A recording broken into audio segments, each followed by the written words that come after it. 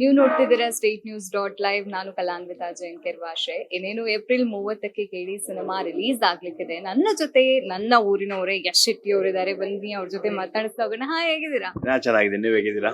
Super. ಏನ್ ಚೊಲ್ಲರ್ ವರ ಯಾನ್ ಹುಷಾರಲ್ಲಿ ಏನ್ ಚೊಲ್ಲರು ಮೇಲೆ ಕಾರ್ಲದವ್ರು ಯಾನ್ ಹಿಡಕದೆ ಒಂಜೆ ಊರ್ದಲ್ಲಿ. ಎಸ್. ಮೊದಲಿಂದಾಗಿ ಕೆಡಿ ಸಿನಿಮಾದ ಬಗ್ಗೆ ಮೋಡಿ ಮಾಡೋದಕ್ಕಂತೂ ಹೊರಟಿದೆ ಕೆಡಿ ಸಿನಿಮಾ. ಸೊ ನಿಮ್ಮ ಕ್ಯಾರೆಕ್ಟರ್ ಬಗ್ಗೆ ಹೇಳಿ ನೋಡೋಣ. ನಾನು ಕೇಡಿ ಚಿತ್ರದಲ್ಲಿ ಕವಿ ಅನ್ನುವಂತ ಕ್ಯಾರೆಕ್ಟರ್ ಮಾಡಿದ್ದೇನೆ. ತುಂಬಾ ಚೆನ್ನಾಗಿರುವ ಕ್ಯಾರೆಕ್ಟರ್ ಅದು. ಸುಮಾರು 70 ದಿವಸ ನಾನು ಕೆಲಸ ಮಾಡಿದ್ದೇನೆ.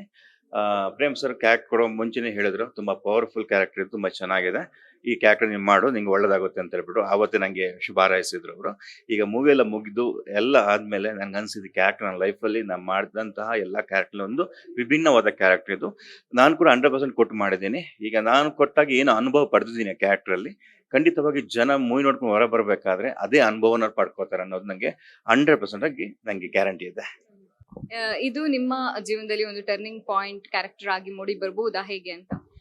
ಈಗ ನಾವು ಪ್ರತಿಯೊಂದು ಮೂವಿಯಲ್ಲೂ ಕೂಡ ಪ್ರತಿಯೊಂದು ಕ್ಯಾರೆಕ್ಟರ್ ನಾವು ಅದೇ ತರ ಒಂದು ಆಸೆ ಇಟ್ಕೊಂಡೇ ಮಾಡ್ತೀವಿ ನಾವು. ಕೆಲವು ಸಲ ಏನಾಗುತ್ತೆ ಅದು, ಈಗ ಈ ಮೂವಿಯಲ್ಲಿ ತುಂಬಾ ಸ್ಟಾರ್ ಕಾಸ್ಟ್ಗಳು ಇದ್ದಾರೆ.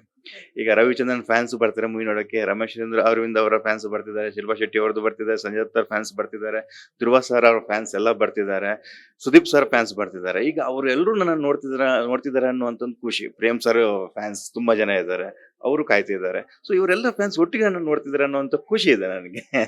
ಜೊತೆಗೆ ಈಗ ದಿಗ್ಗಜ ನಟರೊಂದಿಗೆ ಎಲ್ಲರ ಜೊತೆ ಒಟ್ಟಿಗೆ ಕೆಲಸ ಮಾಡಿರೋದು ಒಂದು ಅದ್ಭುತ ಅನುಭವ. ಸೊ ಹೇಗಿತ್ತು ಅವ್ರ ಜೊತೆಗೆ ಒಡನಾಟ, ಹೇಗೆ ಅಂತ? ತುಂಬಾ ಚೆನ್ನಾಗಿತ್ತು. ನಾನು ಆಗ ಯಾವ್ದು ಇಂಟರ್ವ್ಯೂ ಅಲ್ಲಿ ಹೇಳ್ತಿದ್ದೆ, ನಾನು ತುಂಬಾ ಲಕ್ಕಿ. ಏನಕ್ಕಂದ್ರೆ ಪ್ರತಿಯೊಬ್ಬರ ಜೊತೆಗೂ ನನಗೆ ಸ್ಕ್ರೀನ್ ಇದು ಶೇರ್ ಮಾಡಿದೀನಿ, ಆ ಸ್ಪೇಸ್ ಇದೆ ನನಗೆ. ಖಾಲಿ ಸುದೀಪ್ ಸರ್ ಕಾಮಿ ಒಂದ್ ನಂಗೆ ಬರಲ್ಲ, ಅದೊಂದು ಸಿಗಲ್ಲ. ಮತ್ತೆ ಎಲ್ಲರ ಜೊತೆ ನಾನು ಸ್ಕ್ರೀನ್ ಸ್ಪೇಸ್ ಇದೆ ನನಗೆ, ಅದು ಲಕ್ ನಂದು.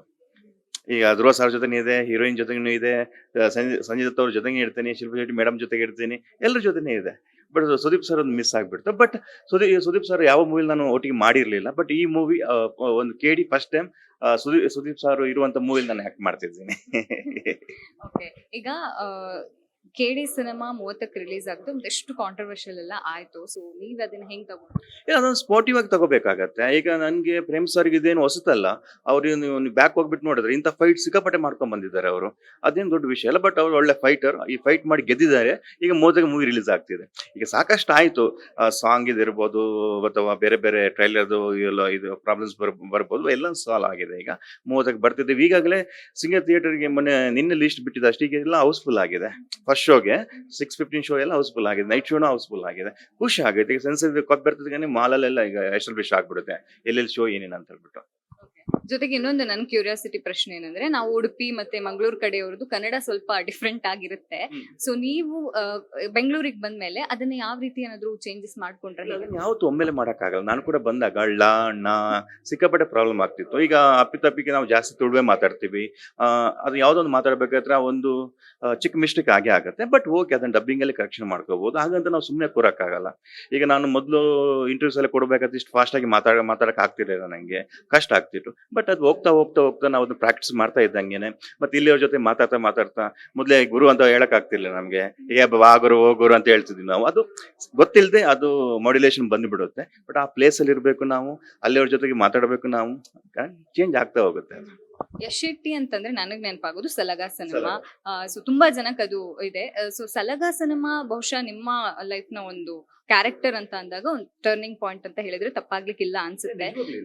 ಸೊ ಏನ್ ಅನ್ಸುತ್ತೆ ಅದ್ರ ಬಗ್ಗೆ? ತುಂಬಾ ಖುಷಿ ಆಗುತ್ತೆ. ನಾನು ಯಾವಾಗ್ಲೂ ಪ್ರತಿಯೊಂದು ಇಂಟರ್ವ್ಯೂ ಹೇಳ್ತಾ ಇದ್ದೇನೆ, ದುನಿಯಾ ವಿಜಯ್ ಸರ್ಗೆ ಥ್ಯಾಂಕ್ಸ್ ಹೇಳ್ತಾ ಇರ್ತೀನಿ ನಾನು. ಯಾಕಂದ್ರೆ ಆ ಟೈಮ್ ಅಲ್ಲಿ ನನ್ಗಾಗಿರ್ಬೋದು, ಕೆಂಡ ಆಗಿರ್ಬೋದು, ಕಾಗರ ಸುದಿ ಅವರಾಗಿರ್ಬೋದು, ಎಲ್ಲರೂ ನಾವು ಆ ಮೂವಿಯಲ್ಲಿ ಎಲ್ಲ ಸಿಕ್ಕಿದ್ವು, ಜೊತೆಗೆ ವರ್ಕ್ ಮಾಡಿದ್ದು.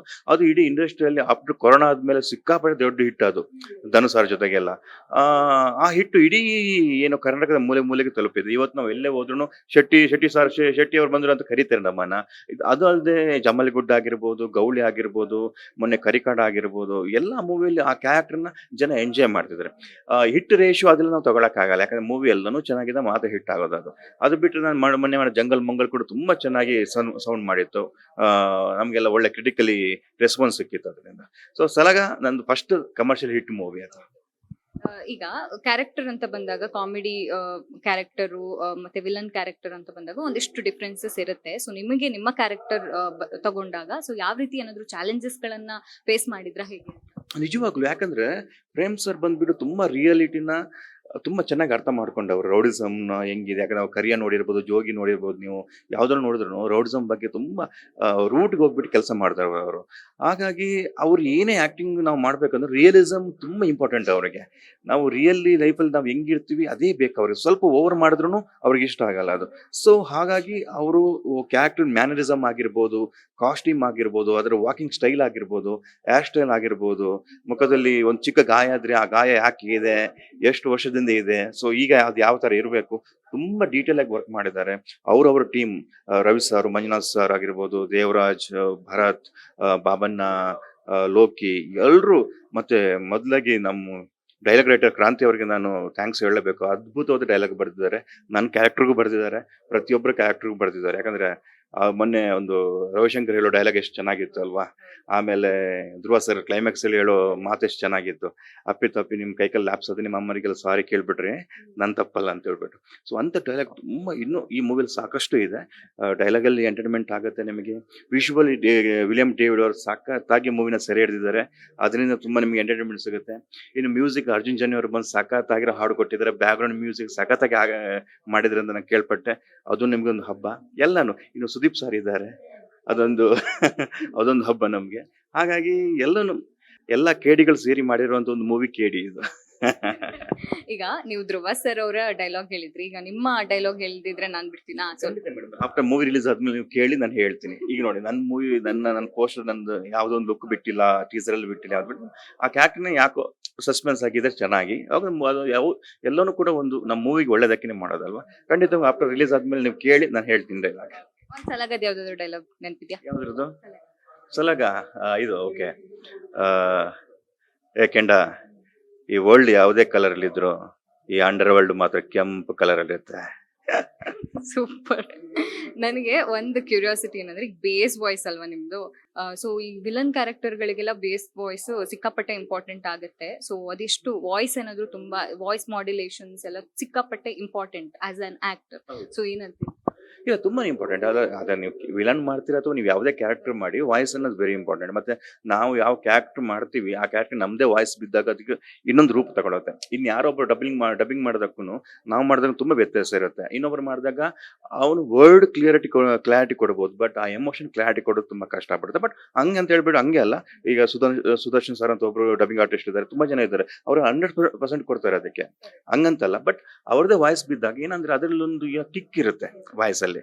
ಮತ್ತೆ ನೀವು ಯಾವುದೇ ಕ್ಯಾರೆಕ್ಟರ್ ಮಾಡಿ, ವಾಯ್ಸ್ ವೆರಿ ಇಂಪಾರ್ಟೆಂಟ್. ಮಾಡ್ಯುಲೇಷನ್ ತುಂಬಾ ಚೆನ್ನಾಗಿರ್ಬೇಕು. ಚೆನ್ನಾಗಿಲ್ಲ ಅಂದ್ರೆ ನೀವು 1-2 ಮೂವಿ ಮಾಡ್ತೀರಾ, ಸತತವಾಗಿ ಮಾಡಕ್ ಆಗಲ್ಲ. ಈಗ ನಿಮ್ಮ ಯಾವ ರೀತಿ ಯಶ್ ಶೆಟ್ಟಿ ಅವರು ಸ್ವಲ್ಪ ಲೈಫಲ್ಲಿ ಬ್ಯುಸಿ ಆಗಿದ್ದಾರೆ, ಬೇರೆ ಬೇರೆ ಸಿನಿಮಾಗಳನ್ನ ಯಾವ್ದೆಲ್ಲ ಮಾಡ್ತಿದ್ದೀರಾ, ಹೇಗೆ? ಈಗ ನಾನು ತೆಲುಗು ಲೆನಿನ್ ಮಾಡ್ತಾ ಇದ್ದೀನಿ, ಮುಗಿತಾ ಬಂತು. ಅದು ಕೂಡ ಜೂನ್ 26ಕ್ಕೆ ಅನೌನ್ಸ್ ಮಾಡಿದ್ದಾರೆ.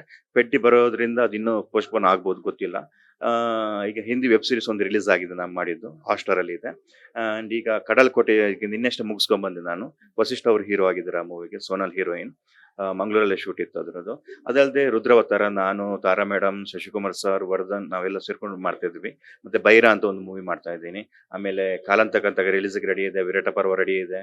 ಆಮೇಲೆ ಯಾವುದು ತಲ್ವಾರ್ಪೇಟೆ ಅಂತ ನಡೀತಾ ಇದೆ, ಈಗ ರನ್ನಿಂಗ್ ಅಲ್ಲಿ ಇದೆ. ಈಗ ಯಾವುದು ಮಂಗಳ ಅಂತ ಮೊನ್ನೆ ಅಷ್ಟೇ ಒಂದು ಶೆಡ್ಯೂಲ್ ಮುಗಿಸ್ಕೊಂಡ್ ಬಂದಿದ್ದೀವಿ ನಾವು.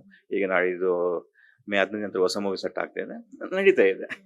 ಬ್ಯುಸಿ ಆಗಿದ್ದೀರಾ, ರಸದೌತಣ ಅಂತೂ ಕೊಡಕ್ಕಂತೂ ರೆಡಿ ಆಗಿದ್ದೀರಾ? ನಮ್ ಕೆಲಸನೇ, ಯಾಕಂದ್ರೆ ನಾವೆಲ್ಲ ಕ್ಯಾರೆಕ್ಟರ್ ಆರ್ಟಿಸ್ಟ್ ಮಾಡ್ತಿರೋರು. ನಮಗೆ ಏನಂದ್ರೆ ಪ್ರತಿಯೊಂದು ಮೂವಿಯಲ್ಲಿ ವೆರೈಟಿ ಕ್ಯಾರೆಕ್ಟರ್ ಮಾಡ್ತಾ ಹೋಗ್ಬೇಕು. ಈಗ ನಿಮ್ಗೆ ಯಾವತ್ತು ನೋಡಿದ್ರೆ ನಿಮ್ಗೆ ರಂಗಾಯಣ್ ರಘು ಅವರು, ಪ್ರಕಾಶ್ ರಾಜ್ ಅವರು, ಶರದ್ ಲೋಹಿತ್ ಅಶ್ವರ್ ಯಾವ್ದು ನಿಮ್ಗೆ ಬೋರ್ ಆಗಲ್ಲ. ಯಾಕೆ ಬೋರ್ ಆಗಲ್ಲ ಅಂದ್ರೆ ಅವರು ಒಂದು ಮೂವಿಲಿ ಅಣ್ಣ ಆಗಿರ್ತಾರೆ, ತಮ್ಮ ಆಗಿರ್ತಾರೆ, ಮಾವ, ಚಿಕ್ಕಪ್ಪ, ತಂದೆ ಆಗಿರ್ತಾರೆ.